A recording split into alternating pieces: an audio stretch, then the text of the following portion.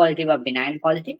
And if it is like true positive, then we take necessary action again going ahead. Like I will be kind of discussing the other stages, what we do whenever we think that, okay, the case is a true positive with a high confidence. What are the stages we kind of go forward? But this is the whole objective of identification stage, to figure out if it is a correct case, if it is a real case, or just a kind of a false positive case. And this identification stage is internally made out of two stages, which is trials and assessment. Okay. In assessment, we do the log analysis. In trials, we kind of collect the basic details about, like, okay, if this alert was seen previously, what was the confusion, and this time which system it is, which employee it is located to, what is the team that is kind of managing this system, and those all details we try to kind of figure out in the trial stage. So the identification stage, I hope it is more clear now. Okay, like what all things we do. And now what we'll do is that we'll move to the next stage. And let me see, the next stage would be the containment part. Okay, so let me just quickly write this down. The containment part,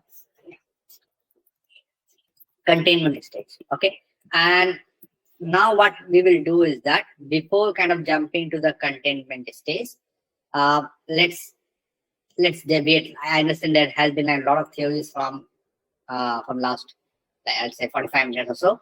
So what we'll do is that, now, okay, what's preparation stage and the identification stage. We'll look at the other stages, but before that, let's kind of let's hold down the theory discussion. We will try to kind of get all this thing slowly in our head. What we'll do is that we will kind of, let's say, we'll resume our lab part.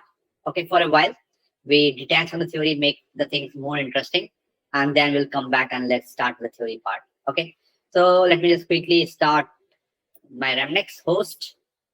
And so apart from that, guys, do you have any, if you have any questions in the preparation and the identification stage, uh, feel free to kind of interrupt me and kind of ask about that. Okay, there are a lot of stages that we'll kind of looking at going forward. The one is the containment stage. The other will be, let's say, the other stage will be eradication. Then the next stage will be recovery, and then the next stage will be lesson learned.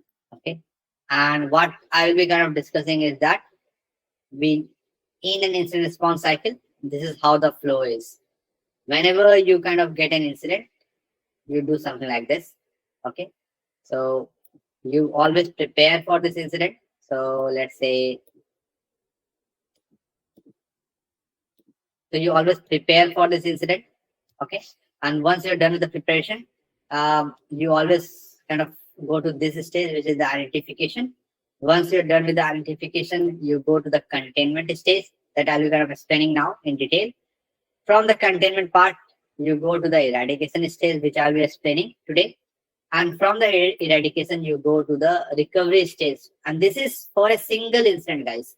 These are the stages that we need to kind of follow in as detailed as possible for every kind of incident that we handle. Containment, eradication, recovery. And then we go to the lesson learned, like what all things we learned from this incident, what all things worked, what all things didn't work. And from the lesson learned, we go back to the preparation stage where we prepare. So let's say we found out, okay, we are lacking on certain things, so prepare ourselves. So let's say if that similar incident happens in future, we are prepared for the next time. Okay, so this is how the flow is, from preparation to identification to containment to eradication, recovery, and then the lesson learned goes back to the preparation stage. So I'll be kind of discussing more about like what containment stage is, what eradication is, what recovery means for any incident, and what this lesson learned means. This is again one of the most important things, the lesson learned part.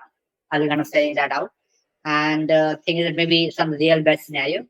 And now let's kind of, before deep diving in theory, let's do some lab part and continue our discussion about the escaping thing. Okay, so what I will do, guys, I'll take just a 1 minute break. Okay, and then we'll quickly start the discussion of the escaping part. Just give me 1 minute.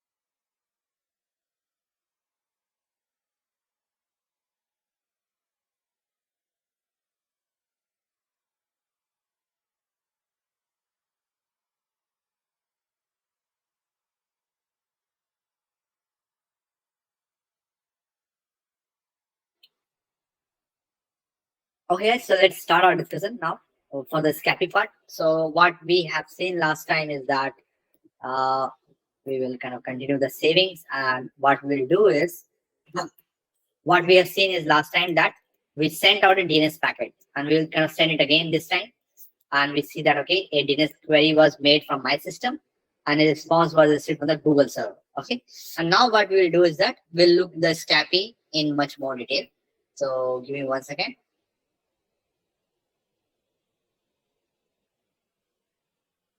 Okay, so now the thing is that let's say you want to implement this Wireshark software on your own using the scapy module.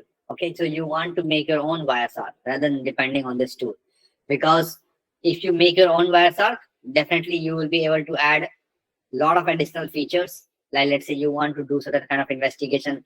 So let's say how the IDS work. IDS actually, let's say, monitor the packets for any kind of suspicious activity. So using this kind of so the script that I will be kind of sharing now, where I will be kind of explaining you guys how to make your own sniffer like the Wireshark. It will actually help you in kind of, let's say, implementing your own hardware, like let's something like IDS or IPS on your own. Okay, you can write your own alert signatures which will kind of which, let's say, the Python will kind of monitor on the package that is coming back inside the system. Okay, so this all thing you can do using Python, and I hope that will be kind of interesting for you guys too. So what I do now is that let me open the Firefox.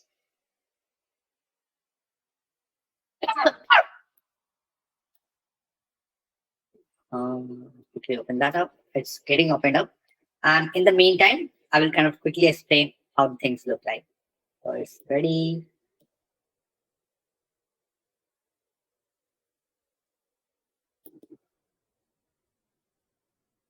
So now our objective is to make our own Wireshark, and you'll very happy that you can actually do that in just 3 to 4 lines. You don't need to write a big uh, chunk of code that you would do in Java or let's say any other language. In Python, you can do it just that in 3 or 4 lines. So the first thing to kind of write your own sniffer, the first thing we'll do is from scapy.all, we'll do import sniff module. Okay, we'll import this module. So let me just write that again. From scapy.all import sniff. Okay, so this is the only module that you need to kind of sniff the packet. And now let's see how to use this module. Okay, so what we will do is that we will create a function. Okay, let's say we name the function as process packet. Okay, and what this function does is that it takes the packet that were captured, and it actually, let me just write it down again. What we do is we say packet dot so. Okay, so what this function will do, it will only do one thing. It will accept the packet as an argument, and it will show the detail about that packet. That's it. Okay, now to sniff the packets, similar to how Wireshark does that, what we need to do is we need to use a sniff module, and this is how you do that.